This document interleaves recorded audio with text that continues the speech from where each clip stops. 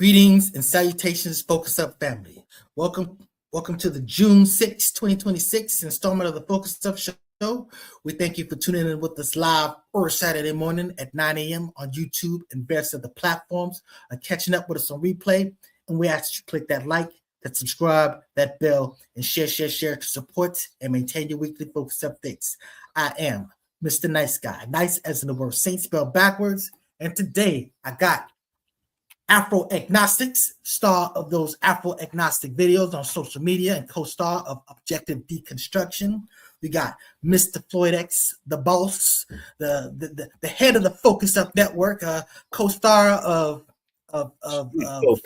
Street Focus on Sundays at 6 p.m. with Brother Walk. And Brother Walk is not going to be on the show today. Brother Walk, star of Sex Talk Walk, Thursday at 9 p.m.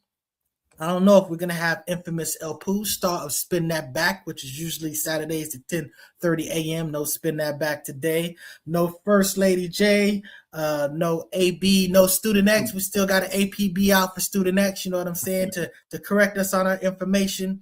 But I do have a nice surprise. So for sure, I done locked it down for sure, Mr. Alpha Agnostics. So next Saturday, Objective Deconstruction, the Sassy Mandemic, it's going to be you, me, First Lady J, and AB. So that's going to happen. All right? So we're going to talk about it. I'm not going to have nobody from the manosphere on there. So that's one-sided. They can be in the comments. See the thing about it, if you have discipline, see, Mr. Floyd X, you can come on that show. El Poo can come on that show. But Walk don't got the discipline, but Walk, he can make those comments and we'll address his points just the same. You know what I'm saying? It's just, man. That's how that has to be. But again, I promise you, it won't be a hit piece on the manosphere, but it will be a holding up a mirror to the face of the manosphere. So, It's Objective Deconstruction. We just deal with the facts anyways. But so that having been said, what's going on with you, brother? Afro-agnostics? Oh man, nothing much, man. I was up. Then I fell back to sleep because I went to sleep late. And, man, the sleep god got me. I understand it, man. You can't beat sleep. You know what I'm saying? It will win every night. Yeah. Mr. Floyd X, what's going on with you, sir? Looking spiffy and sharp. I said, I don't know. Maybe I'm gonna have to start dressing up. I know. You know what I'm saying? He's just making me feel trying to represent, man. I miss Student Next. I miss Student Next. Trying to represent. All right, well, let's get to the get. First thing up, rest in peace, Foster Silvers. Now, just to give you a little bit of background, myself, I'm from Memphis, Tennessee. Foster Silvers is actually one of my cousins. The Silvers, the musical group, they're my cousins. They're from Memphis, Tennessee. Foster was, the Silvers, they have a history that starts back really. They were like on, I think, like the Danny Thomas show. They were on a Groucho Marx show, you know what I'm saying? Then ultimately they sort of like rebranded themselves the Silvers, and they were sort of like out there kind of competing on the likes of the Jackson 5. In fact, they were the voices for the Jackson 5 cartoon, which is kind of crazy. But at the end of the day, what happened was that the brother who's really the producer, the song creator, Leon Silvers III, he was the one that created Misdemeanor. And Misdemeanor was supposed to be a song for the Silvers, but he said when he was trying to record it that Edmund, who was the previous lead singer, well, he's mainly the lead singer of the Silvers, his voice had matured. So he's like, we need more of a young sound for this particular song. So they gave it to Foster. And I mean, it was one of their biggest hits. And Misdemeanor, hip hop has been sampling that. You're talking about the DLC, SWV, you know what I'm saying? It's one of the dopest intros as far as, a song starting off, of all time. But, sadly, he passed away. I got the text from my cousin T-Ray, like right away. And I didn't want to put it out there on the internet. I just played a video. I just posted a video of Misdemeanor. But he was dealing with a prostate cancer. So, that's just, cancer is a real big thing. You just got to get out there and get checked. You know what I'm saying? It's just terrible things out there. So at the end of the day, their legacy is what their legacy. And I found out some real terrible things historically about what's going on. Don't do too much research on it. Just appreciate the music. But that having said, rest in peace to Foster Silvers. You know, rest in peace. Condolences, man. Was he in the 60s or 70s or? He was 64. 64, yeah. So, you know, and, you know, he went through some things. Like I said, if you go check out the internet, it's pretty tragic and messed up. But he was in seemingly in a good space, you know, up at the end, to the extent that you could be under those circumstances. So, you know, and he was the first one. Edmund Silvers had died like a while back. You know, he died from lung cancer. So, you know, and you know, that was the one that I had a real relationship. And their father, Sonny, you know what I'm saying? He died, you know, not too long ago. So I would see Sonny like every Thanksgiving at Marcus' house. But that having been said, you know, rest in peace to them. And then we rest in peace to People Bryson. I wasn't very familiar with a lot of his music outside of the big hits, just because, you know, he did those 2 Disney songs that were like super big, and I believe he got a Grammy for each of them.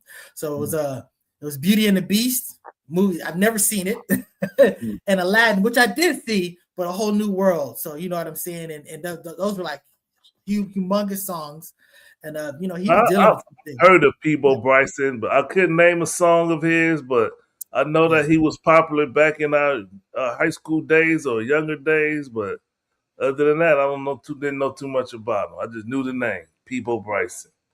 Yeah.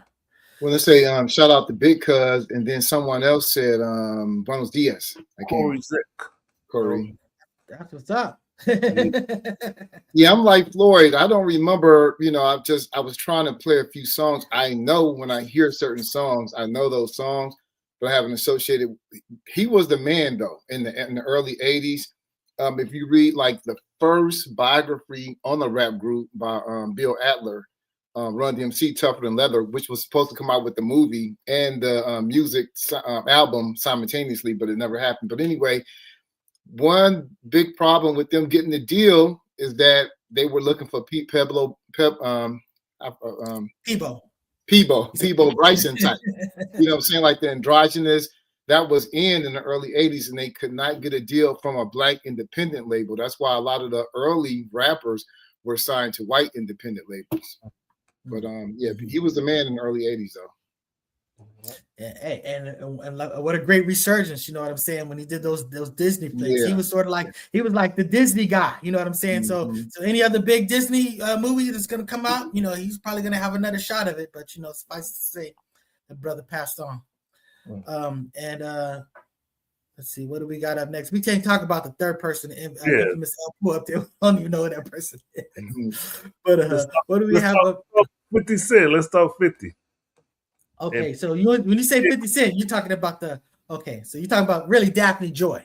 Okay. Daphne Joy, okay.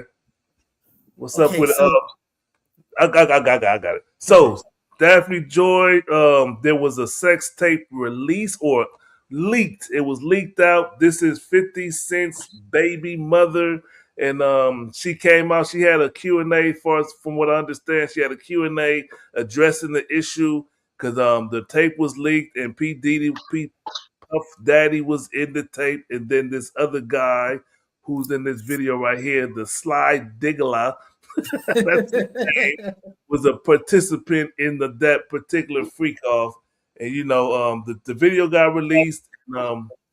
50 had something to say about it. He spoke on it, shaming her to their son that they share together. He basically shamed her, in my opinion, talking about how your 8th grade son got to deal with. I'm trying to find a clip. I don't have it, so never mind. But what's y'all take on it? The release of the video and what's coming out about it, and, you know, talking about size matter, that's going to be a topic, I guess, because that's the same things people was talking about in this thing. Even Lord Jamar on Vlad talking about that shit. All right.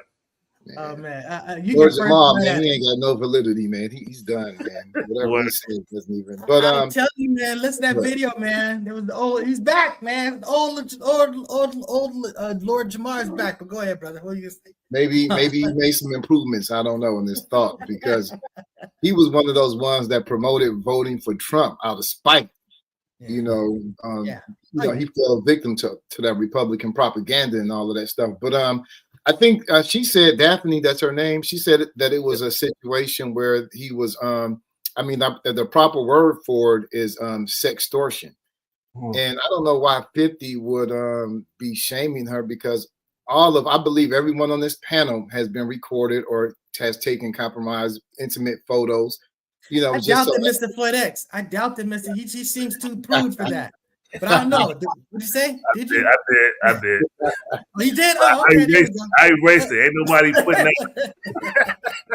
Now, if they were to trace back now, you should check out this video. Now, this documentary on Netflix called "The Most Hated Man on the Internet" about this guy named Hunter Murphy.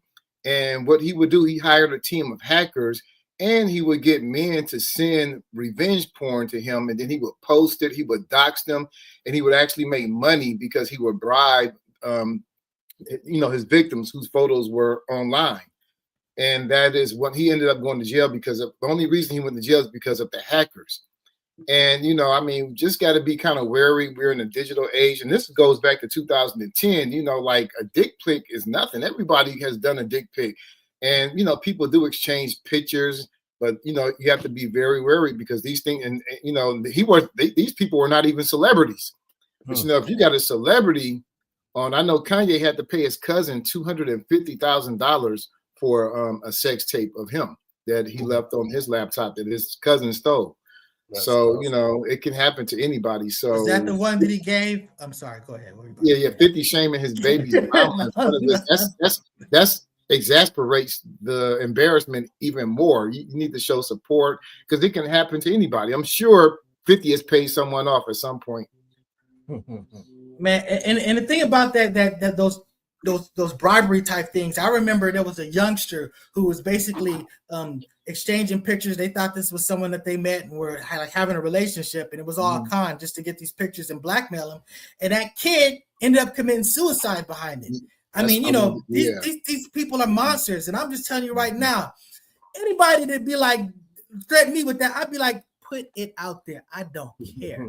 You know what I'm saying? It's just like, that will not work with me. But I'm just saying, at the end of the day, it's a tragic situation. Because she said, look, I didn't agree for it to be recorded. I definitely didn't necessarily agree to be released. There is a grown folks business component to this. But at the end of the day, she goes, look, I was a person that really believed that I loved him and that he loved me. And I just felt like I was doing something that I felt that he wanted, even though it was sort of like outside of my boundaries. And when I was talking to Mr. Floyd X about this, I said, you can equate this to a female that doesn't like giving head, but does it to please their man. So, you know what I'm saying? Is a lot of these people are. Hold up, man. What type of show is this, man? It's fellatio. Fellatio. So yes. So the bottom line is, my point is that there's certain boundaries that people just sort of like naturally function when, and they'll go outside of that just to please their other. So my point is that when people are sitting there going, how dare her? She complains about that. He did everything. He gave her this lifestyle, and now she's talking all of this other stuff. And I was saying, this is like saying a slave master saying, look, I give you a house, I give you food, I give you work. You know what I'm saying? I give you everything. So I should be able to just do whatever the hell I want with you. Of course, you don't agree with that. And it's really the same thing. It's not as an extreme, but my point is that, and then these people get into it, and then there's the Stockholm component of it. You know what I'm saying? Where the victim just, they bottom line is, even though these atrocities are being done with them, they just sort of like roll with it, and they even don't to kind of go ahead. What you about to say, Mr. Floyd? Well, we gotta ask. The reason we asked the question, is she a victim or a villain? Because she came out and she disparaged the size of Mr. P. Diddy's Dick Diddy, his thing, and and now people are claiming, even Lord Jamar or people that watch the video are saying that it's about 3 to 3.5 inches long. And like, in my mind, I can't believe that there's people walking around with that size penis. That's what I'm trying to say. I've never seen another man's penis. I can't sit there and say that I've seen men's penis and measured and compared to mine. I never do that. I don't even want to know about other people's penis. But to be out there and saying it's 3.5 and the video shows it, I guess, and everybody saying that it's small, it's kind of embarrassing. So is she a victim or a villain putting that out there like that? Wait. By making the comment again, she was, if he was the person that was victimizing her, and she did frame it, I understand it. She did take a stab out of it. And honestly, other people out there with micro penises, they're catching some collateral damage behind it. We probably shouldn't be shaming people with that type of stuff. But at the end of the day, she just kind of did it subliminally, saying, does size matter? That's all she did. She didn't really say, but yeah, you got the gist of it. So there, there was a little bit of a dig there. But I mean, there is a such thing as micro penises. And again, that alleged 3, you said 3.5, that you gave him the extra half, whatever. But they're saying that it was hard. They were saying that erect, fully erect. We got to clarify, because a person can grow. You can be a grower, but that was the person who growed to 3.5. You know what I'm saying? Well, I did on my research. I did it, and what does it say? Clinical studies involving thousands upon thousands of guys across the world showed that between 5.1 and 5.5 inches is the average penis size. So to be 3 inch and now they calling them itty bitty ditty is kind of embarrassing. Damn. That's kind of embarrassing. Well, I'm gonna say if you exclude Asians, the average goes up. Damn. Oh, shit. You know why you did that. I know why you did that. That's the tie-in. That's the tie-in. That's the tie-in. But yeah, because and again, oh man, that was a good one, man. oh man, yeah, I just forgot what I was about to say. But I don't watch videos when they put them out. I avoid them because it was just like when the R. Kelly tape was out.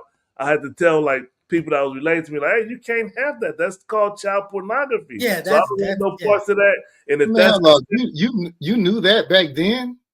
Yeah, I was 20. I was at like 20. Come on, yeah, exactly. Yeah, when the thing came out, I'm trying to look at no 11, 12-year-old girl. First of all, I'm not even trying to look at a grown-up getting pissed off. Yeah, but especially like a little girl, I'm like, yeah, nah, those are my boundaries. You know what I'm saying? I have face blindness, so I'm not good at recognizing people and stuff like that. Anyway, but after I just forget. Having that tape or watching that is like contributing to revenge porn. You're participating in it. You can't even share it. It's illegal to have it. It's illegal to share it. You know what I'm saying? There's all type of issues. But in this particular situation, motherfucker, I'm come back to it. I had it and then. I would say that good or bad, that contributed heavily to the black economy, the underground economy, because a lot of the bootleggers, they were paying. Everyone had that tape. Everyone had it. Yeah, but they were circulating. You're telling me the people were paying for that? Yeah. When I came, because I was in college at the time, I can't remember exactly how old. Maybe I was around the same age as Floyd, and I came home that summer. I'm just being honest, including my dad. Everybody had that tape. Everybody had it. That's what tripped me out. That tripped me out. That everybody had it. We were selling the bootleg man was selling it. That was part of you want to buy Lion King, you want to buy this, and we got that R. Kelly tape. Yeah. I mean, I remember that being like with the case with the Pam and Tommy Lee and stuff like that, but that's a little bit different. You got grown-ups and doing stuff like that. But I remember what I want to say about Lord Jamar. Lord Jamar was saying he watched this video and he said that really the thing that kind of took him out is like the filmer, the person that's filming the film is focusing on the guy. And that's like kind of weird because, you know what I'm saying? It's like, what is it that you're deriving your pleasure from? If you're basically like a cut, you would think that he'd be more focusing on her. I mean, it's sort of like if you make porn for guys, you're going to be focusing on the women more than on the guy. But he was just talking about that. You see how the camera is, and I was looking at the comments. Did you see the video? I think in regular, I haven't seen it, but I think in regular porn, the focus is kind of on the guy, at least at the very end. No. You're talking. Put it this way: if there's porn where you're showing like from the back part, you're looking at the dude's balls and the butt. That's not porn for guys. Well, at the conclusion, I know what the you're last talking about. sequence. Yeah, you're talking about the denouement. I understand what you're saying. Yeah. That's different. You know what I'm saying? You got to have that part. If you don't have that, again, the emphasis has got to be the females for porn that particularly appeals to heterosexual men. Again, there's all types, and this is Pride Month. We'll talk about that. You know what I'm saying? You know, whatever. But I'm just saying. Go ahead. I was gonna say, I'm thinking about it. Like, where's the action happening? The in and out action is probably most likely the man doing it, and so that's probably why the camera was there. I'm just saying. No. See, I understand you're not a connoisseur of adult or whatever, but I'm just saying that the bottom line is there's angles where you can have the woman, you know what I'm saying, and you can have the guy in the woman forefront, men in the back front type situation. Even if you have it on the side, you want all the women to be shown, or at least most of the women is showing. You really don't care much about how much of the man is showing, but you're definitely not going to be focusing on stuff like his butt, his legs, his back. You know what I'm saying? That those will not be the emphasis in a heterosexual, film. So according to DJ Vlad, he said that that when he interviewed the guy, the Diggler dude, after the interview, he showed him the video and he explained that what happened. Him and Puff Daddy have very similar phones, and Puff Daddy he said that Puff Daddy picked up his phone and started to record. So I mean, that would imply that Puff Daddy was focusing on the man part. Yeah, exactly. So, and again, he's a grown-ass man. If that's what he's about, that's what it is. I'm just saying, but the bottom line is that was a very telling aspect of it. And, I've definitely read that a lot of men that are into like cuck relationships, and again, this is grown people's business, a lot of times it's their own deficiencies, and this is a way of them taking pleasure in their loved one getting something that they don't have. So, you know what I'm saying? This does fit into that psychology of it. But again, grown folk business, except for the fact that I do think she was a victim. I think that she was being exploited. I believe that she was, that's where that is. So you saying if you can't give 7, you like to just watch a man give 7? To me, I think of it like this. A lot of men like looking at naked women. A lot of men like looking at porn. You know what I'm saying? Right or wrong, that's just something that a lot of men like to do. The thing about a cuck situation is that you get to see it in person. So again, if you feel like the person is your property and stuff like that, and you have those hangups, then it's 100% not going to be for you. But if you're a person that really doesn't have that ownership concept, you know what I'm saying? Because you got these people that are in these relationships. What do they call it? The relationship where they upside down pineapple. I forget what they call that stuff. But the bottom line on the ship cruise. It's the bottom line of the people swap stuff. Subject. Our numbers are dropping. Let's get off of here. Our numbers is falling. Yeah. All right. Bottom line is. Let's talk about the Knicks and the Spurs. The Knicks, Spurs. I watched that game. I gave up like in the fourth quarter, but they did make a run to almost come back. Almost. Man, that would have been a terrible collapse, by the way. But the Spurs are in trouble. Yeah, because Cat is playing like a beast right now, and I'm just sitting there like, man, I didn't know he played this well, but he's like locking up. He's stepping it up. Yeah. And it's like it's hard to watch. I was sitting there watching that game like, come on, man, do all that shit you was doing. Just stand there and just dunk the ball in their face and nobody could do nothing. Alien, come on. He's light in the pocket. He's light in the pocket. He's long, you know what I'm saying? He can do that to like a guard or something, maybe to a forward, but he really can't do that on a center. You know what I'm saying? So, that's the thing about it. Now, he can just reach over you and stuff like that. He can get by you. He did that a few times. But Mitch Robinson, I mean, he had success on him during the regular season, so it was going to follow that he was going to have success on him in the postseason. And with Cat's a shooter from outside, so he's going to draw him away from the basket. One of Wemby's greatest assets is that he's going to just be blocking every shot near the basket.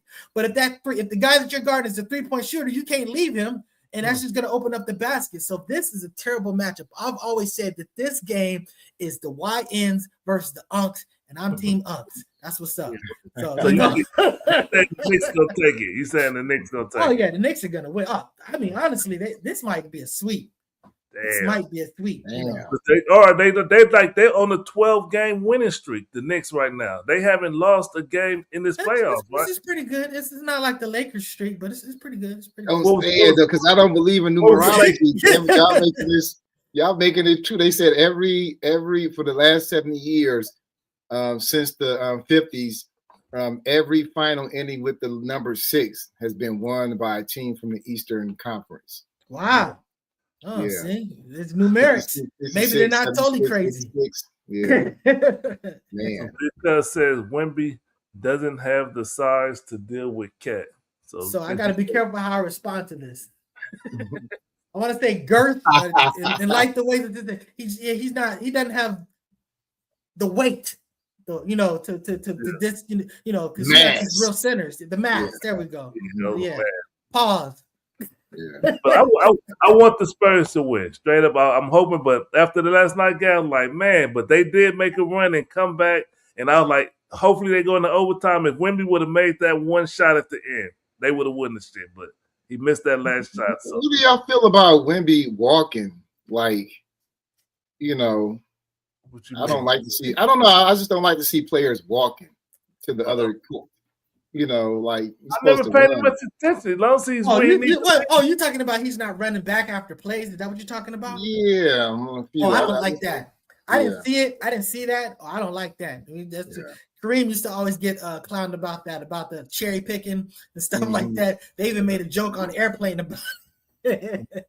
Shaq too. But towards the end of his career, Shaq was like, man. Well, honestly, it's like so.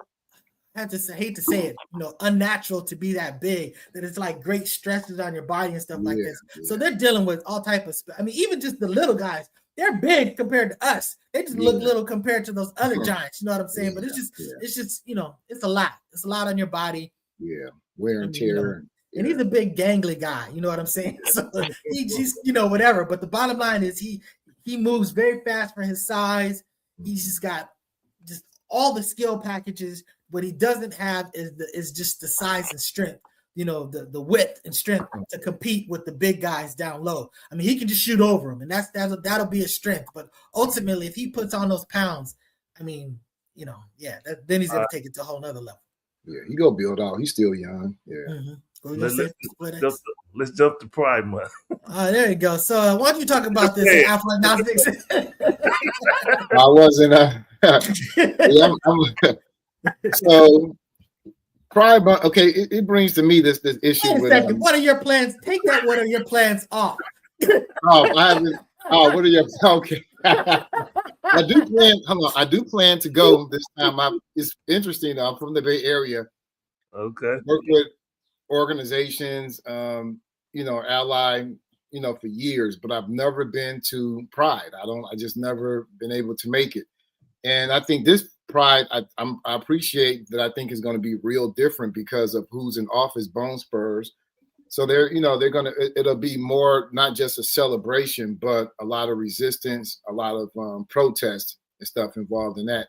But my issue too with this, with Dave Chappelle, again, he juxtaposed the Black community with the LGBT community, which is not smart at all, because it's like juxtaposing heterosexuals to the Black community, or asexual to the Black community, or whatever sexual orientation you are. It doesn't make sense, because all of these groups exist within the Black community. But but let me ask you. Go ahead. Let me ask you this, Brother Afro. My understanding of Pride Month, I used to avoid it because I heard people say that it was men out there scantily clad, kissing and hugging, and people showing their body parts. It sounded like a freak show. Is that what the Gay Pride parade is, particularly? I think that's what it evolved to initially. It started in '69, so Marsha Johnson is at the center of it. 1969. Just think about that. I just read that last night. I was like, "Wow, I didn't realize we were going back that far." That's how far it's going back. That's a year after Martin King was assassinated. That's the same year Fred Hampton and Mark Clark were assassinated. So it's just in that context. So this you could be arrested for being gay in New York at that time. Yeah. And some of the mafia Italians, they opened up bars that catered to LGBTIA because they didn't have anywhere to go. Wow. But the police would frequently bust these bars and just, arrest people and harass people. So it was born out of that resistance. There was a particular Stonewall rebellion, and Marsha Johnson, a Black person, was at the center of it, and people of color are at the center of it. So a lot of times, Black nationalists, folks for Black liberation, they try, like Dave Chappelle did a successful job of separating the Black community from the LGBTQIA. I'm not necessarily, I'm for the Black LGBTQIA, and because that's an important part of Black liberation. Man. Yeah, I think I know for me, I have a stigma because when I was a child, my pops used to say, "If you gay, call me from San Francisco." So it was like you are avoided at all costs. That's real. That's real shit. Yes, so, yeah, but now all of us have admitted that we've had that programming and stuff like that. There's certain things that make us uncomfortable. I remember telling Afro-Ignacy told me, he's like, when you told me that you had love for me, like from a respect, he's like, my masculinity still felt kind of funny by even taking that compliment, even though I know how you meant it and stuff like that. I'm just saying that, look, I still think the way I was raised, so it has an impact on me, but I can still compartmentalize it after a fashion. And at the end of the day, I don't want to see anybody oppressed. Adults need to be able to do adult stuff. Mr. Floyd X, I wouldn't be comfortable out there seeing scantily clad dudes and stuff like that. I don't really need to see that. You know what I'm saying? I don't hate it. You know what I'm saying? You do you, but I mean, to me, just like honestly, like the P-Valley and stuff, these movies and stuff like that. When they have these scenes like this, stuff like that, I'm not okay with that. Yep. But I'm okay with getting rid of the heterosexual scenes too. You know what I'm saying? If I'm saying, let's just stick to the story. I don't need to. If I need to do porn, let me go to porn, like professional porn. You know what I'm saying? Like I was saying, it was born of resistance. So that was the original character of it, but then it devolved into something. It depends on where you are. That's different. Pretty negative. Devolved, yeah. That you would see. I mean, it's celebratory, but it became something more like Freaknik in different places. But you still had that element in it. But I think this one is going to be more protest because of who's in office and what they've been doing. Well, good luck. I'll do what y'all do and have fun. Ouch. Yes, but still, grown-ups doing grown-up business here. And honestly, be proud of what you are. If that's what you are, hold your head up high. Is this a commercial time? Already?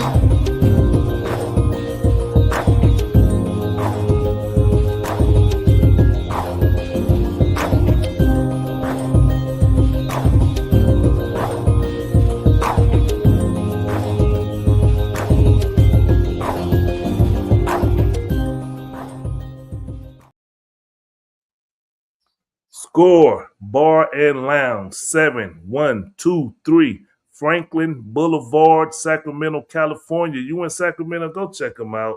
They got good food, good drinks, a whole bunch of screens. You can watch games and sports and whatever going on. I know it ain't no games today, but go check them out when you got some time. Score, Bar and Lounge.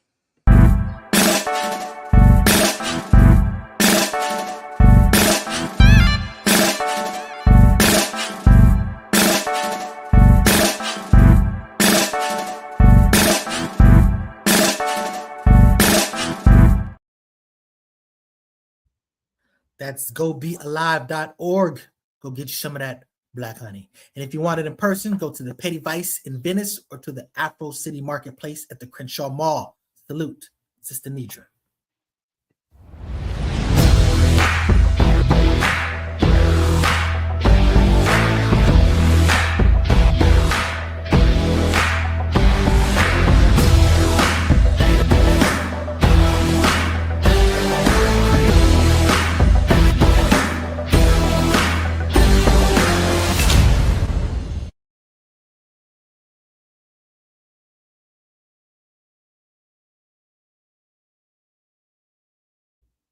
Here you go.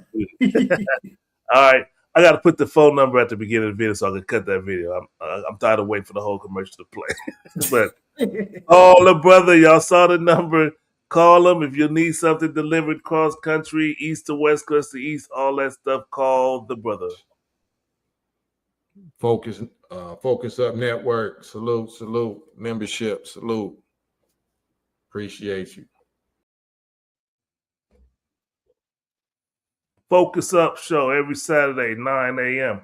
We on YouTube, Facebook, Rumble, Kick. What else we on? It's some other one, but go check us out on those primarily. And salute to all of our Rumble watchers, all of our YouTube watchers. We greatly appreciate you all. And we got a comment from Big Cuz about our last topic. He says, we don't feel comfortable because it is not natural. I know people got some. I know that's an argument. You want to speak on it, Brother Afro? I mean, he has no valid argument. I mean, it kind of goes back to the nature versus nurture thing. I mean, nurture wins every time. I don't know what is oral sex natural? Come on, tattoos natural? It's ridiculous. Yeah. Okay. Well, there's your argument, Big Cuz. There you go. All right, let's move on. Let's talk about Ebola.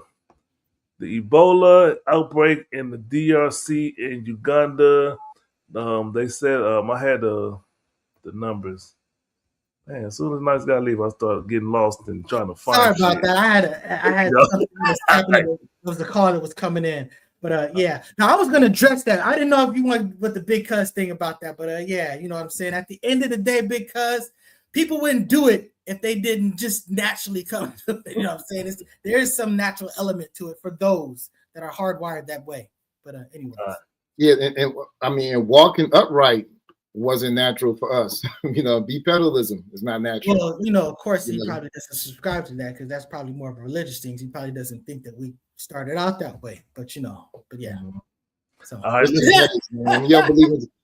folks believe in genetics when it comes to paternity tests, when it comes to solving crimes, but all of a sudden, when it comes to evolution of I don't know this. Okay. Well, I mean, with all due fairness, we always have interpretation of the data that we have, and then we realize that the interpretation that we had at this point is that the correct interpretation. So just as you go from there is no interpretation. I mean, you share 99.9% of your DNA with chimps. Okay, that means you're genetically related to them. Period. Hands down. That's genetically related. That doesn't mean that you necessarily genetically derived. That's a logical conclusion. That's a logical supposition. But again, I mean, I can come up with a bunch of, we don't want to go too deep into this, but I'm saying I can come up with a bunch of interpretations where that could possibly explain for that. So there's no possible, there's only one.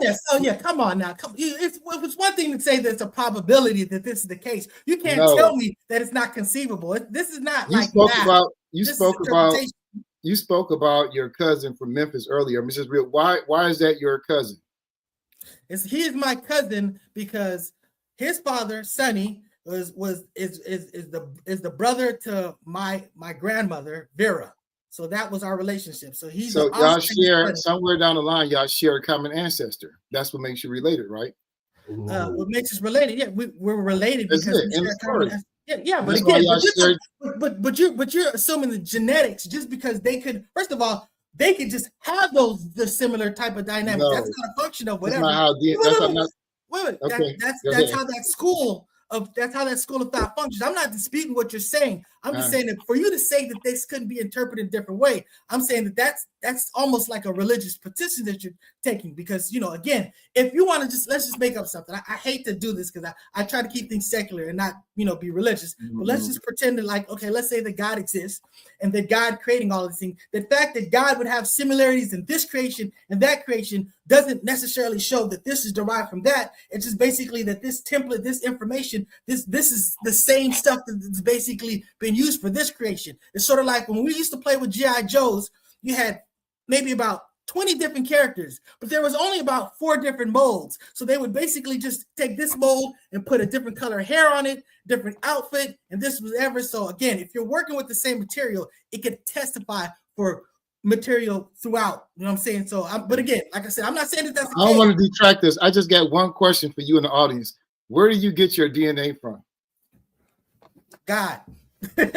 So let's go back onto where did they get it from? It keeps going back to whatever created it. And again, like I said, I don't want to take a religious position, but I'm just saying it came from some source. We agree with that. And again, for the most part, I agree with you, but that's for another show for us to have. I got you. But let's jump to the Ebola. The Ebola breakout. I had the Yeah, they say the Ebola outbreak 2026, the World Health Organization report nearly 500 confirmed cases and 84 deaths across the Congo and Uganda.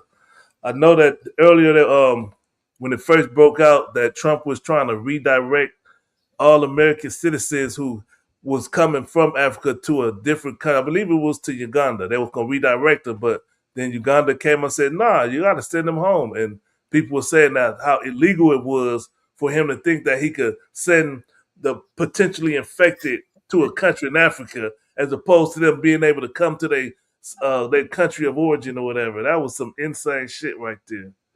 What's your take on it? It's not too different from him saying Gaza. Like, you know what? Those people, it's so crazy there. We should just be able to repurpose them and send them to other places in the Arabic, whatever. And that way they don't have to deal with, the strife in Israel and stuff like that. You just going to basically move some people just because it fits, whatever. But go ahead, Afro-agnostics. That's interesting. Because Western Uganda, some people there also have this new, deadly strain. So he's going to send the citizens of the United States there. It just doesn't make. This is a new strand, by the way.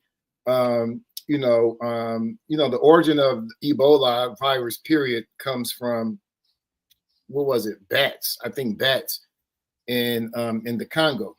So I mean, it's just really exasperated because of the lack of transportation infrastructure, and I think a lot of it is driven by. It's just driven by. The reason I think this exists because it's driven by the dictates of capital.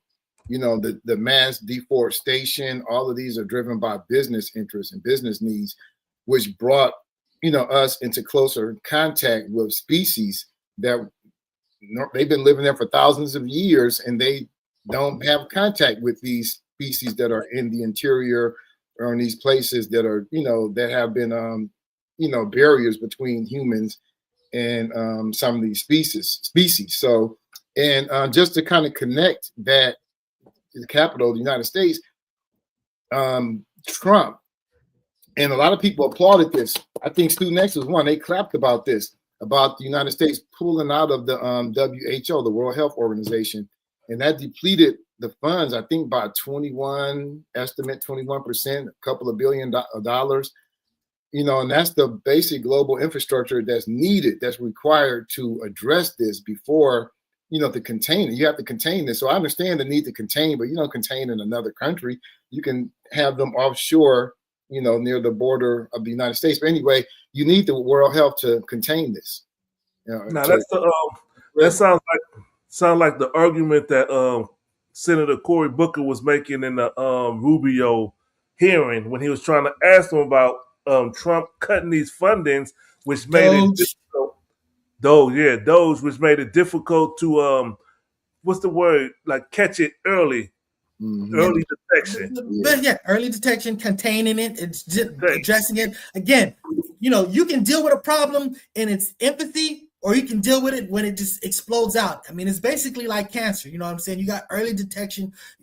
That's why it's important. You can't just be under a rock. You're talking about America first and stuff like that. Look, we live in a global society where things over there are going to affect things over here, and we need to deal with them at their best place to deal with. You know what I'm saying? At ground zero, so to speak. Patient zero, so to speak. So these are the things that help us. I mean, again, this is a guy that is basically torn down these agencies that are built to deal with these things. That happened with COVID. Like after the Ebola, that happened under Obama's thing, he created a whole commission to deal with this stuff. He's like, there's going to be another outbreak. We don't know what it's going to be, but we'll have this together. And Trump saw this, these resources. He goes, oh, these are wasted. We're just going to dissolve this whole agency. You know what I'm saying? Yeah, we're just going to load up on weapons because, we didn't worry about the military and stuff like that. And then we have COVID.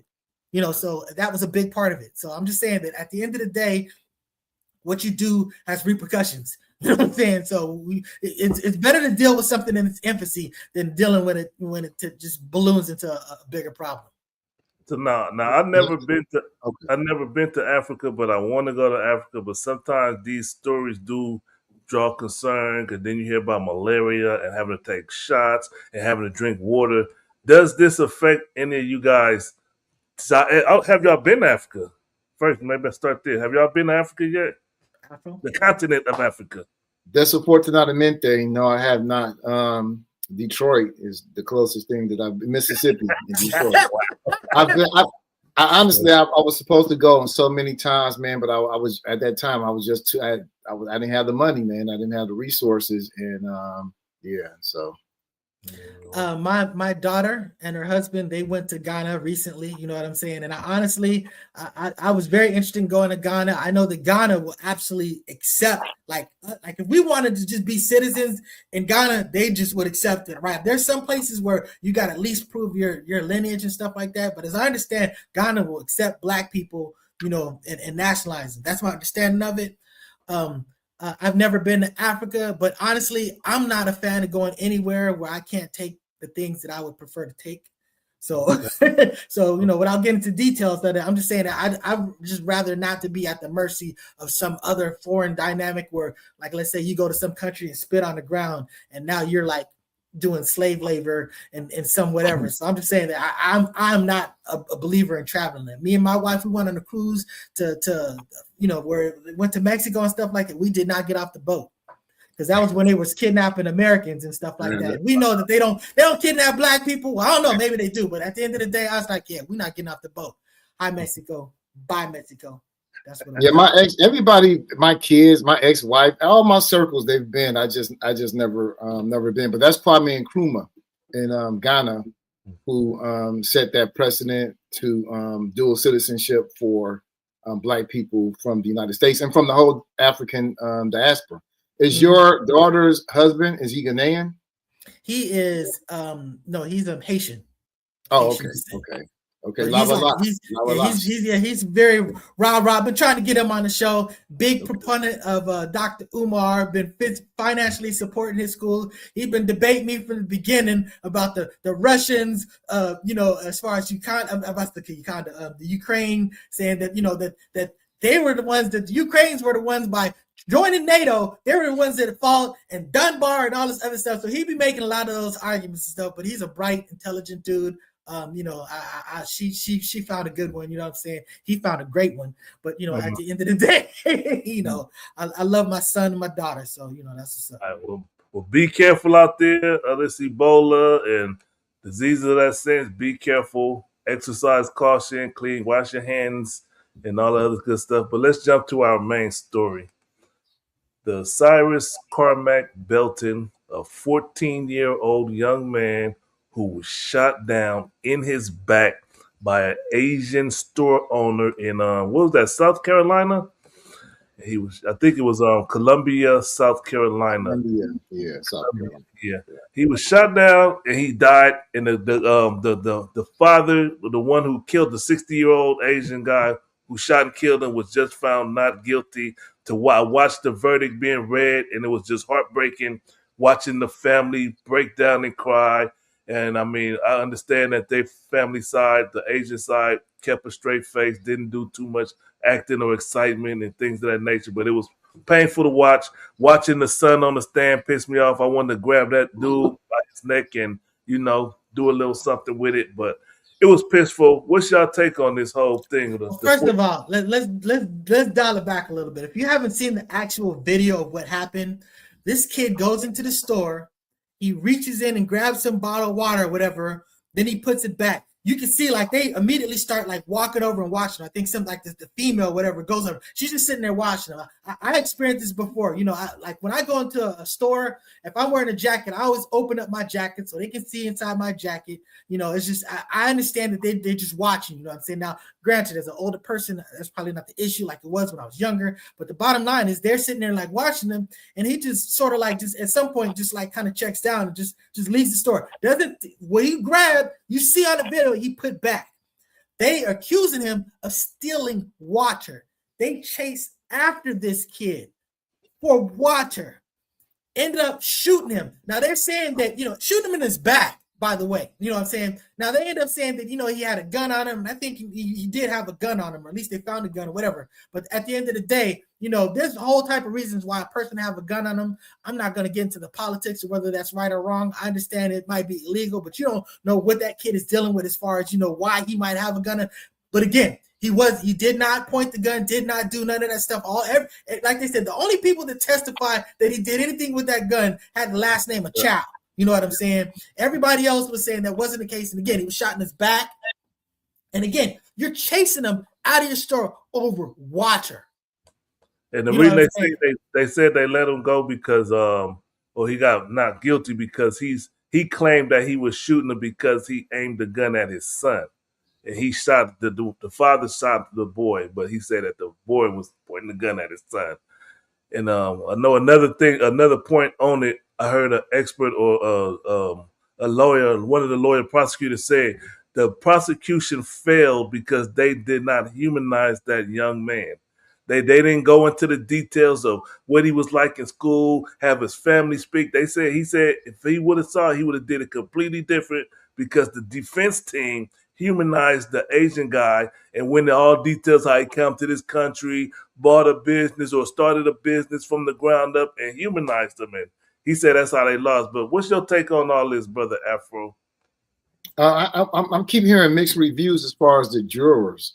Where I know the county where it took place was majority white. I think black people make up 16 or in the teen%. And so it's hard to get. But I'm hearing that there were 5 black jurors, and that's hard to imagine. And have anyone heard the composition? But then I heard that there were 0 black jurors. Anyone know? I don't know. Okay. But I know that the case seemed very biased because Chow, they were allowed to present some social media posts of the brother Cyrus with that particular gun that was found, on him. But they were not allowed to present the history of Chow. Chow has a jail record. I mean, I'm not a jail record, but he has a record. In 2016, he shot a lady, he shot at a lady 6 times. And then in 2018, and this is over some beer. And in 2018, he shot another black person twice, shot him in the leg over some oven cleaner. Outside the store in the car. So I mean, I think the police had to talk. Hey man, like you got to dial it like it's. You can't just, what I'm saying, get some insurance. Where you're located, working class neighborhood. I mean, how was this not relevant? You know what I'm saying? Go ahead. But go ahead. Yeah. I'll keep on going. No, it's pretty much. I mean, that's the essential message of. It's interesting. I would like to know where Student X or Candace Owens or where they stand in their position on here, because they're more likely to condemn or to support Chow for self-defense, but condemn Carmelo Anthony. He didn't practice self-defense. As far as I'm concerned, Cyrus, he knew in his mind that he didn't steal anything. He's wondering, why are these people chasing me 130 yards? That's a football field. This is a 60-year-old man. You got that type of energy? You need, he's chasing this dude down. He's wondering what for. At that point, to me, it becomes an issue of self-defense. No question. I mean, it's like the Trayvon Martin situation. You can say whatever you want. Now that you're in Zimmerman is in this fight with this dude and he's got a gun. Now it's a him or me situation. But I go, guess what? You created that situation. You don't get that's not a defense for you anymore. You created this situation. He created that situation with that kid and killed that kid. Honestly, I don't want to say it. It's a sad situation. He wouldn't even made it. This wouldn't even made it to court. His whole family, just that's just on everything. You know what I'm saying? So I honestly, the jury, shame on them. I don't care about. There's no way that you could have postured this or positioned this or whatever to just, what I'm saying? I shame on that jury. That's just complete disrespect for Black lives. This is the whole reason why people try to tell you that Black Lives Matter, because for some reason people think it's just okay to make a mistake if you take a black life. Yep. And that was a conservative county, so yeah, a lot of times the demographics might not even matter as much because I think it's a Trump voting county. Yeah. And, so let's talk about the aftermath of it. After this occurred, there was a lot of people calling for the boycott of Asian businesses, and we have a video we want to share with y'all of an Asian. What do you call it? What do you call it, nice guy? The Asian challenge or the? Oh yeah. I don't remember how I framed it, but it was the basically. Right. Please do. So go ahead. Yeah. Please do play this. Where is it at? Asian challenge. I love when the black community says, let's boycott Asian businesses. Please do. We'll get rid of the Chinese takeout, the dry cleaners, the laundromats. Let's get rid of the liquor stores as well. Get rid of the Jordans you guys wear, the Nikes you wear, the shower caps, the Hondas, the Hyundais, all your car electricians, the electronics in your house, the Sony, the TV system, your sound system, the microphones that you guys use to rap and speak about awareness for the black culture and the hip hop culture. Where do you think that's made in? That's made all in Asia. And here's another thing for you guys. You guys want us to leave the neighborhood so bad? Oh, Asian people are not neighborhoods. We're in white neighborhoods. We have our own Chinatown. We have our own Koreatown. You think we really need you guys to benefit off and make money? A lot of us do go to college as well. You're being outworked by immigrants who barely speak English. And you're not embarrassed?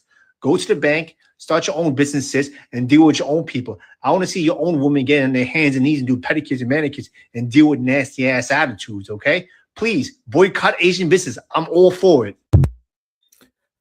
Okay, let me first say that I'm for doing every motherfucking thing he just said. I hate the nails. I hate the Jordans, all of that stuff. I mean, I saw this video. I got so upset. I literally was like on every single Asian business. I was like, every Asian business that wants our business needs to drop a counter video to this for us to continue doing business with these people. I mean, this was so ridiculous. This dude is sitting there talking about all these things, Chinese electronics and stuff like that. Does he understand that that was all American resources that went over there to China to build all that stuff? Goodness, all of that stuff, all of that stuff is American, not only ingenuity, but training, etc. You're just the labor.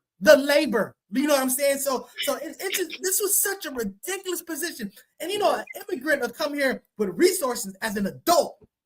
It's a hell of a lot easier for you to start a business, grub state as an adult, as opposed to a person who's been here turning 18 that doesn't have anything. That college costs money. You know what I'm saying? So it's just a lot of this comes down to resource. But this is so absolutely offensive and insensitive that it's just like that joke that you made earlier today. I was feeling it. I was really feeling it. Again, I love Asian culture. I love Asian people in the right, but that type of bullshit, I'm used to white people having that ridiculous energy. That was kind of like blew my mind to see that. And I'm like, fuck that guy. Like whatever he does, whatever business he has, for the rest of his life, he should be barred. Black people should not have nothing to do with him. Not him, not his parents, not his sister, not his brother, not his daughter. I'm talking about economic genocide. I know in the Nation of Islam, we was taught to create our own businesses. I asked my wife last week, I say, do you think it's the responsibility of every black person to start a business? She sat and thought about it. She was like, yeah, and it only makes sense that we need to start our own businesses and build our own. And I don't want to broad brush or react out of anger towards one Asian dude saying that. But it's like we have to reevaluate where we are as a black people and be like, you know what, we do need our own business. I know for me, I've been building or trying to establish businesses for years. I know I'm only as good as my results. So, I'm still here, but I think we all need to build black businesses and look to be able to hire black people, continue on and not out of anger. Just like, hey, we got our own. We take care of our own. Find a black business, support that black business. And, if you don't have to go to an Asian for hair supply, go to a black hair supply. I know they two black supply here in Sacramento that I recommend all the time for people to go to. You don't have to go to Asians only. Stop doing all that bullshit altogether. Afro agnostics. No, I just want to say really quick the penis thing, that wasn't a joke. That's a fact. That, Yeah, you know, just generally speaking. But as far as businesses, I haven't done the numbers. Someone out live out there can do the numbers. Probably only 10% or less than 10% of the Asian community are business, owners, and that's pretty much the same with any community. 90% of people don't have businesses. But as far as people don't like the way he was, first of all, I think he was upset. He's responding to some Black people saying that we should boycott Asian businesses, which I think is ridiculous. That particular business, definitely, that gas station where that shooting took place, it should definitely be boycotted. They destroyed it. Yeah, it's done. But people, this is the argument I was having with Student Next. They try to juxtapose the Black community to the immigrant community and say, look at what they do. You don't do what they do. Bitch. Okay, I'm sorry. That's okay. Go ahead. Keep that energy. Keep that energy. That's how you started off. Go ahead. Where was the first Chinatown? San Francisco. You think those poor ass slum living, it was a slum. No one wanted to go there but Asian or Chinese people. Okay. They got an infusion of capital from rich white capitalists and from the emperor of China, you know what I'm saying, because of the diplomatic relationship between the U.S. and they created Chinatown. It wasn't Chinese that did it single-handedly. They didn't have the resources. The Chinese living in San Francisco. It was outside forces pouring money into Chinatown. The architecture of Chinatown is the invention of a white man. There's no places like that that resemble that in China itself. They just made that shit up. It's a fabrication. But anyway, and then it became duplicated around the United States. And one reason for the success of Chinatown and Chinatown type communities is I'm gonna just say it, they fucking use slave labor. Slave labor from China. Motherfuckers come over here, can't speak a lick of English. What can you do but to slave for somebody else? That's what they do. And I've talked to Asian people intimately about that.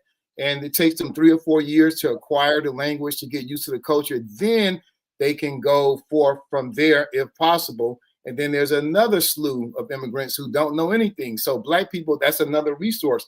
Language, our language was taken from us.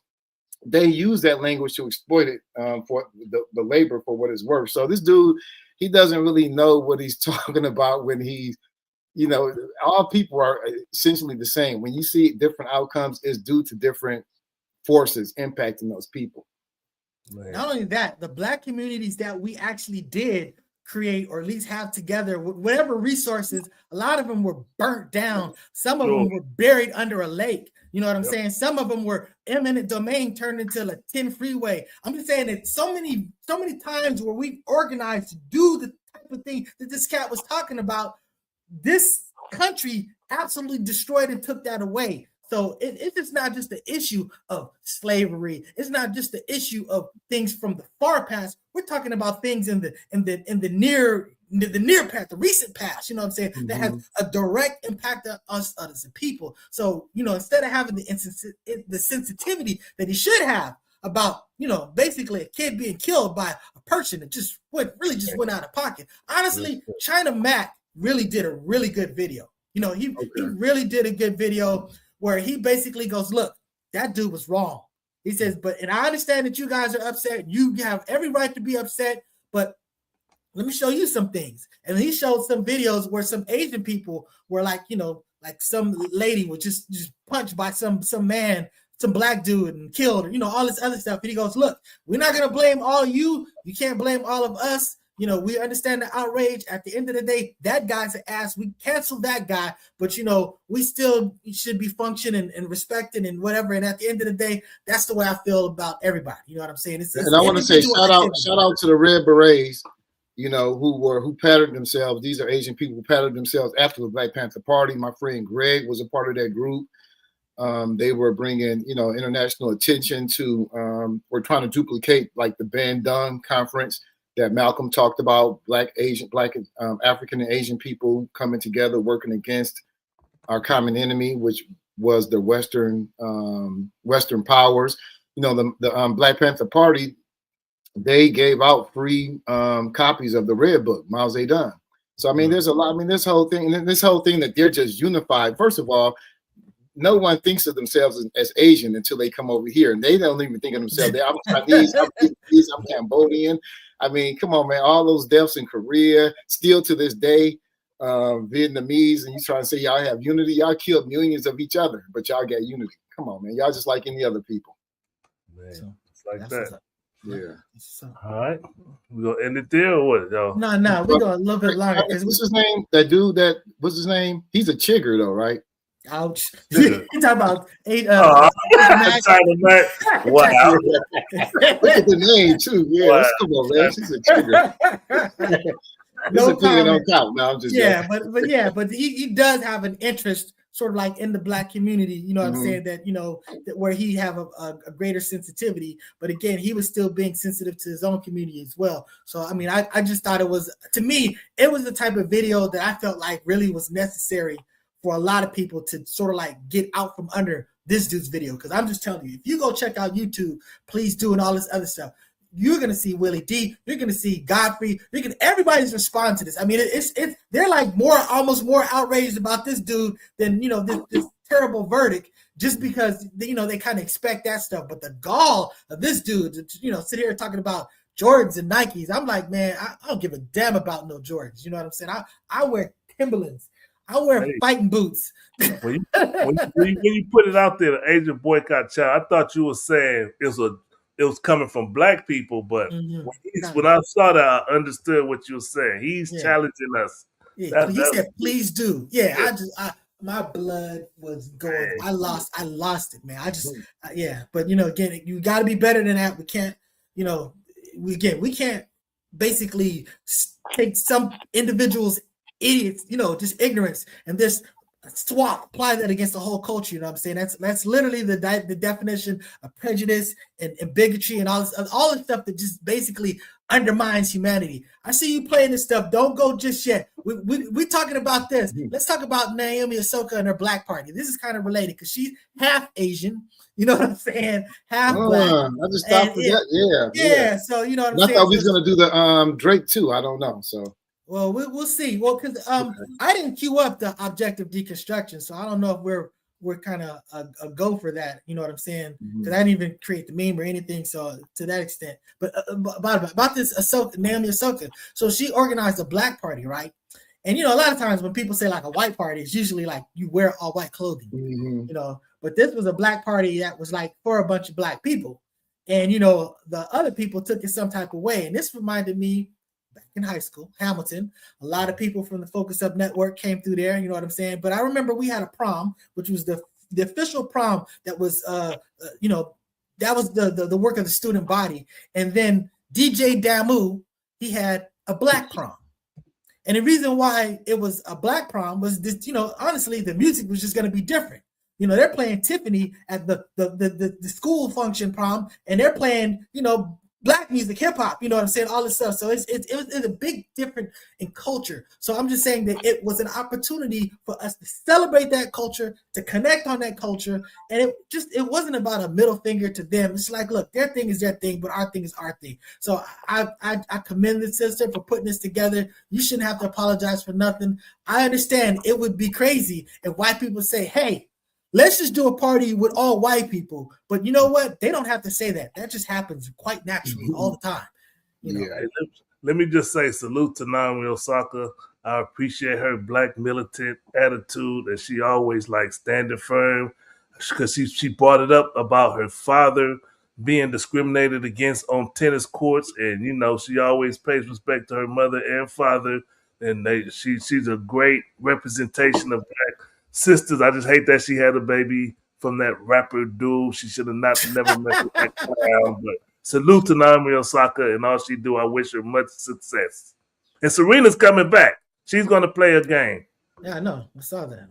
Yeah. Oh, yeah. Some of the most militant BSU's, Black student unions, are on white campuses. You know, because It's to, you know, she was saying how much she struggled as a black tennis player. Like she would go to these parties and she was the only one, you know, just in this white space. So she wanted to create a space to welcome other black players and people associated with that sport to kind of, you know, show some group camaraderie and, you know, support for each other. I mean, it's very normal. I mean, I think this goes back to those old slave laws, you know, like they don't like to see five, you know, together. Yeah, congregation of black people. I remember when I was on the job, man, it was like sometimes I'd be there, a brother come down, we'd talk, then another brother, and then, you know, the white folks started looking. He's like, hey, man, we got to decongregate, man. They don't like too much of us coming together, you know what I'm saying? It was like, what are y'all up to? What are you doing, you know? I think this is just a larger version of that. That's the 100% why I moved where I moved. I told my wife, I said, look, I want to be around black people. I want to live in a black neighborhood, but I don't want to live in no ghetto. I want to live in a nice, decent black neighborhood. You know what I'm saying? And that was people in the ghetto don't want to live in the ghetto. For real. I mean, you know, there's accountability. You know what? Hey, Mr. FedEx, we got to do a little bit longer because we didn't talk about Jay-Z. He brought up Drake, but we got to talk about Jay-Z. Okay. Jay-Z at this Roots picnic, you know what I'm saying? Yo, man, he did his thing. So, you pulling up something? I'm trying to find a picture. The big question was, how did he get the dreads into an afro? That was the biggest question. How do you do that? Is that doable? I've never seen that. How do you undread it? Yeah, exactly. If they're dreads, I've never seen that. Yeah, so hey, when you're rich, you know what I'm saying? Yeah, special technology. I'm not gonna lie though, I was out shout out, but I was a little jealous, man. Like, how this dude, because he's in his mid-50s, right? Oh, he's like, he's 59. He gotta be 55 or plus. He's like 50. He's something like he's the same age as Big Daddy Kane. We think about Big Daddy Kane as the generation right before Jay-Z, but they're literally the exact same age. You know what I'm saying? How old is that? I want to say it's 59. I can look it up right now. Oh, not 59. Hold up. How old is Jay-Z age? 56. 56. Okay, that kind so there's no way Big Daddy Kane is 56. Hold on a second. I read something that said they were the same age. I saw a video that said that. Yeah, he's 57. So 56, 57. Yeah, that's not too. Yeah, whatever. I mean, honestly, yeah, they're not too much older than me. I think he went to Turkey. I'm not mad, but I'm just saying that's a head full of hair for an older gentleman. Yeah, I don't got that. Yeah. Somebody in the comment asked, "Is that Stevie Wonder?" I'm assuming he's talking about me. Yeah. I'm not Stevie Wonder. No, it's not. You gotta do the head, you know. It's a whole lot better than a lot of the comments we get. But but I'm just saying that I love that he did this. I love to see someone from my generation kind of put their foot down, and he went and attacked a whole bunch of people. He went after Kanye, he went after Drake, he went after Nicki Minaj, he went after Dame Dash, you know what I'm saying? And Dame Dash. What's the sister from Philly that Jaguar Wright? He went after Jaguar Wright, yeah, exactly. Yeah. You know what I'm saying? So he went after all of these people. So I mean, it was funny because I mean, it was great. I thought it was dope. It was real clever, and you know, you just kind of put everybody on notice that look, I'm still here. So I'd love to hear some new music from Jay-Z. You know, a lot of people from our generation been doing some stuff. Yeah, hey man, do it, man. What was your best line, or verse, or? I kind of like the line where he went after Nicki Minaj. Because he basically said her kin can't even pick up their kids. Yeah. He didn't even call her Barbie. He made the kid, and it's just like exactly, you know what I'm saying? Hey, the way they broke it down, the way he played on Roberta Flack, Lauryn Hill. Oh my goodness, he was killing it with that shit. He is. Rick Walls used to make this argument. He says, "Look, I'm gonna tell you something. Jay-Z gets slept on, but he's a supreme lyricist. He's a person that really does stuff like." His wordplay is a lot of the type of stuff that you got to think on. Like you may not catch it the first whatever, but you go back and you sit there going, damn, he put a whole lot of work in this. You know what I'm saying? So he is a brilliant genius. He is definitely in the running for the greatest of all time. You know what I'm saying? I can't say enough too much about him, and I'm proud of his success. I'm proud of his wife. You know what I'm saying? He's winning in life as far as I'm concerned. That part to me where we said the teeth crumbling. That was I was like, this dude, it's like I've really been trying to defend Dame Dash. I really want to, because I feel kind of bad that things kind of whatever, but I mean he's constantly doing things where it's like, dude, just keep Jay-Z out your mouth. You know what I'm saying? Just let that alone. You've lost that. You can't win it with talking. You're sitting there talking about shit breath and stuff like that. Got rats jumping around in the background. You know what I'm saying? That was hilarious. It's just like, but what was your friend's breath stinking for 10 years and you don't tell him anything? I don't get that. You're a friend. And you know how long it's been? He's probably done something about that since. You know what I'm saying? So it's just like, what are you doing? I think he felt especially isolated too, because he brought folks from The Rock on stage. He brought Benny. He brought that was dope. How do we not mention that? The fact that he brought Siegel on there, how he brought Freeway on there. I mean, we got it, man. That was an emotional, beautiful thing, man. I'm just telling you, I love that whole event. I love how it played out. That was great. I love reconciliation. I hate that a lot of people from my generation, it's just, these cats is breaking up and stuff like that. But I loved it. Salute. So real quick, go ahead. Dave, Drake. Yep. Drake, real quick. Now I've been listening to that Iceman album. I love it. It's a great album to me, from beginning to end. The first, only Iceman. The other two, I still haven't listened to those. But the Iceman, great album. The music is so fucking beautiful. I fucking love that album, dude. Real talk. I'm surprised to hear you say that. I did listen to the first 4 songs. I mean, they were good. I mean, I was like, this is just vintage Drake. Yeah. I mean, it'll definitely go on one of my playlists. Trash. Sorry. He mentioned Farrakhan in one of them too. I think it's which is I think what works against Drake is his inauthenticity. People just don't feel it's just inauthentic. But he's a good artist. He emulates Black culture very good. He's an actor. I think he's an actor. I can agree with all of that and still like it. It's good music. It's good art. Yeah, I agree. Oh, I agree. He's inauthentic, but he makes some good ass music. That shit like blow on me like green tea. I could just mess about. Yeah, damn. I was just thinking about that one too. When I was like, damn. He said, that shit is funny, man. Yeah. Nice guy just don't know what he's missing. I'm sure that Ghost dude, he came up with some witty line. I give him props for that. Ghost writer.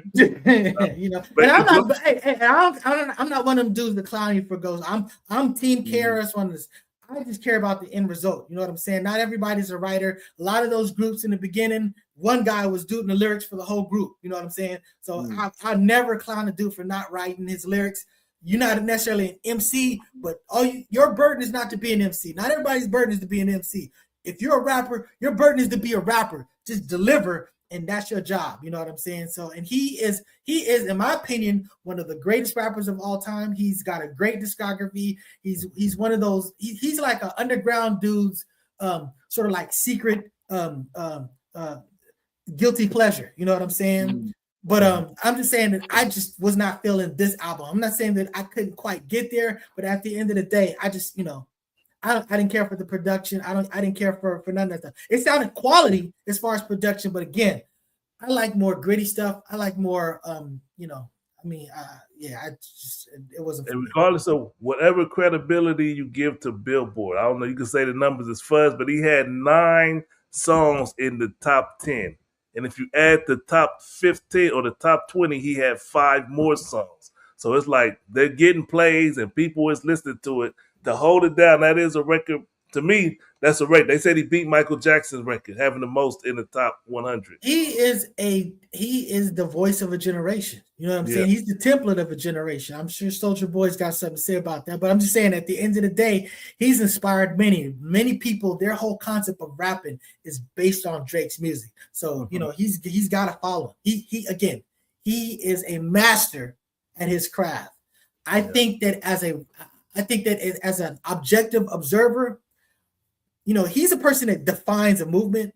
So he gets to look at it and he goes, look, I do this. This is it. You need to come on my time. That's the way that he functions. But sometimes you need to step back and look at it and go, you didn't quite do it that time. You know what I'm saying? So I'm just saying, I think his ego is the only thing that limits his greatness.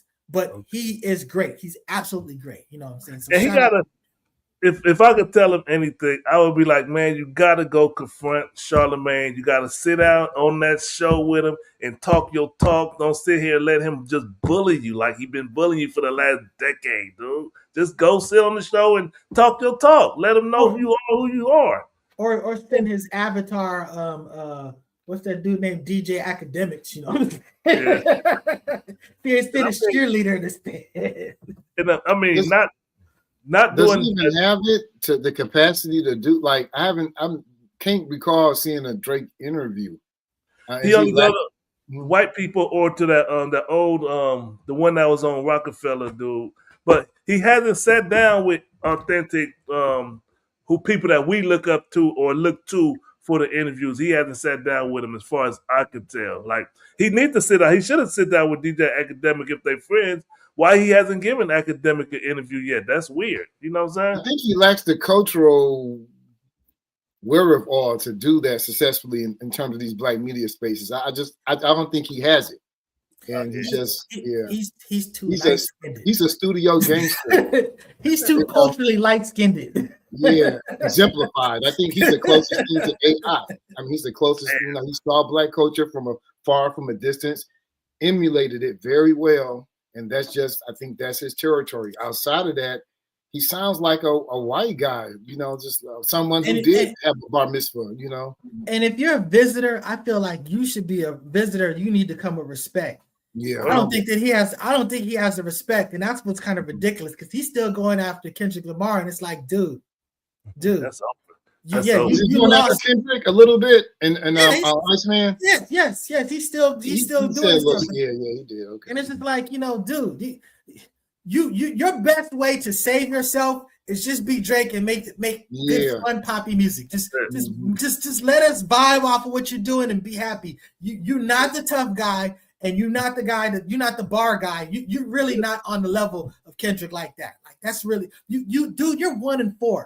You got Meek Mill, you know what I'm saying? You got Meek Mill, and maybe we need to question Meek Mill. But I'm saying, but at the end of the day, you lost all the other ones. So just dial it back, bro. Like just So quick question too on that Ice album. Shut up and are there special guests? I don't remember the first 4 or 5 songs. I didn't hear a special guest.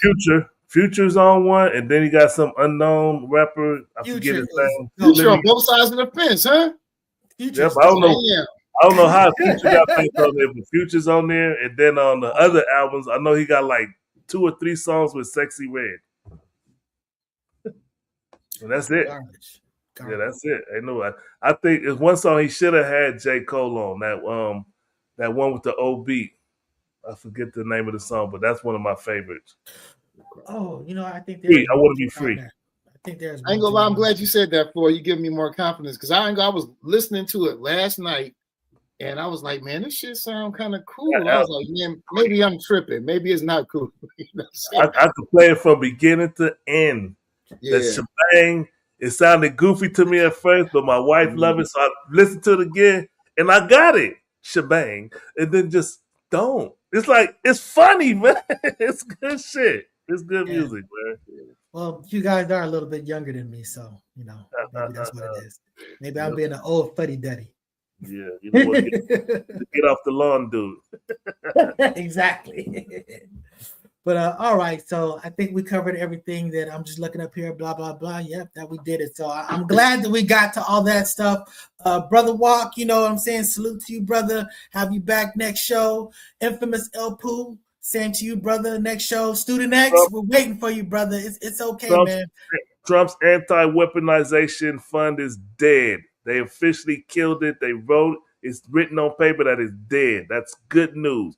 Good news, the war in Iran is still going. There's claim that Iran may already have nuclear weapons, but that's a whole nother show.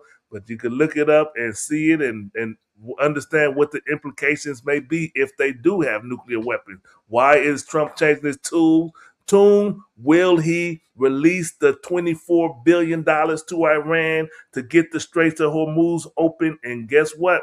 It's going to get bad. They say the middle of June is the gas going to get worse. Things are start going to be coming up short. So it's coming. Just prepare for it. What's up with this driver in LA, man? I'm like, where did he get all that gas from? That I don't know if you saw the news that Chase. Okay, it was like the OJ truck. It's a white truck. You should check it out. I don't know what they were chasing this man for hours. Yeah, gas is too precious to be doing that. You get out and run. Yeah, Jesus, man. He must have stole the gas. He stole the gas. That's what he You have any recommendations for Lamar? Lamar Garrett hasn't listened to Iceman yet. Any recommendations? Any particular song? What were your favorite songs? Make them pay, make them cry, and then Dust. Dust is like the second song.